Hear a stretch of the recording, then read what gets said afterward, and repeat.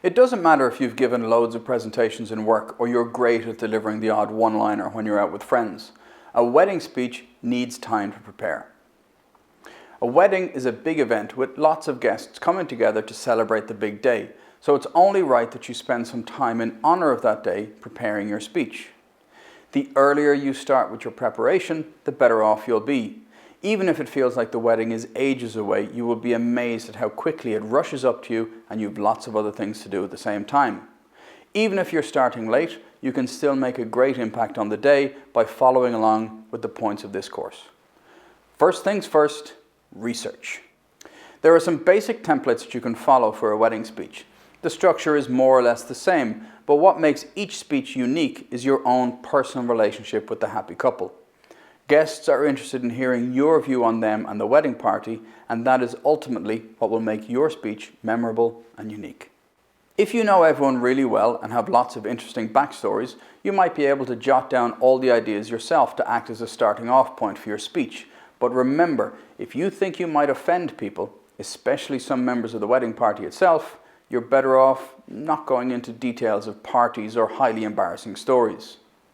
If you don't know everyone as well as you'd like, then call up some of the other wedding party members and ask for stories or inspiration.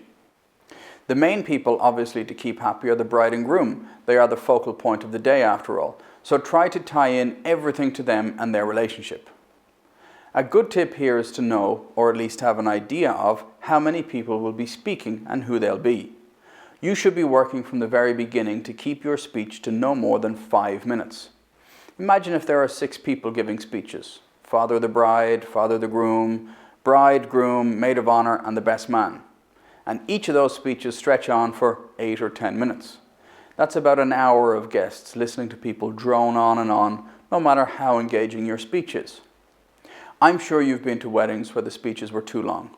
Don't have your speech join that list. 5 minutes maximum. If you factor in 5 minutes, you can take the first minute or less to introduce yourself and your role in the wedding. Most people may know who you are, but many might not if they're partners of guests or perhaps relatives from the other side of the family.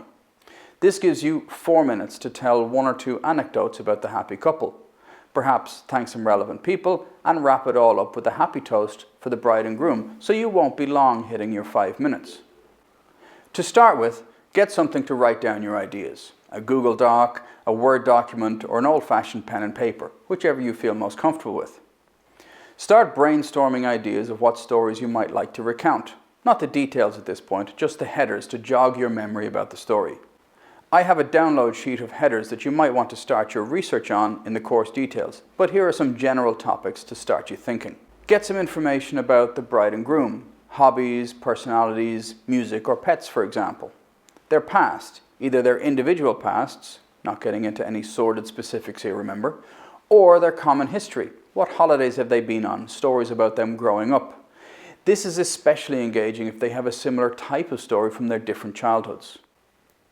Their future. What do they both hope to do? Are they moving, or do they want to start a new venture? To get the list of topics, there's a link in the course details on the site. Jot everything down either as lists or mind maps, or just put it in post-its that you can keep together in some form of catalogue of ideas.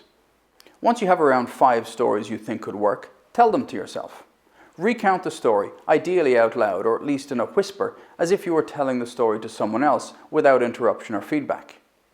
See if you can get a feel for how long that story took to recount. If it went over a minute or 2, you won't have much time for others, so figure out which 1 or 2 anecdotes you want to keep for your speech. Now go back over the stories after you've told them all. Which ones felt more natural, or which ones did you resonate with more? These are the ones that you will have the most affinity with, and the ones that you'll be able to recount best. When you finish this process, now you start to write down the anecdotes in full with all the details you can remember. Even if it rambles on for a bit as you remember the details, that's fine. You're going to be editing this down later. When you finish your shortlist, have a look through them again. Are there any people at the wedding who are involved in the story who can be identified as accomplices? Or do you perhaps want to bring a prop that will make the story more tangible for the guests? Now is the time to start preparing that type of information and building it into your stories. What kinds of stories do you have? Do you have more funny stories, Embarrassing tales that might be too personal, or are you sure that the people involved will be okay with the story? Do you have mostly emotional memories or heartfelt moments? Try to mix up the types of stories you have, so if you have mostly emotional ones, try to put in a few funny ones just to balance it out, and vice versa. Intermixed with the stories and anecdotes, you can have some one-liners and quotes that you found online or heard in other weddings that might be appropriate, but really the essence of your speech should be a personalized tribute. That's what's going to be memorable and strike a chord with the bride and groom, and indeed the guests.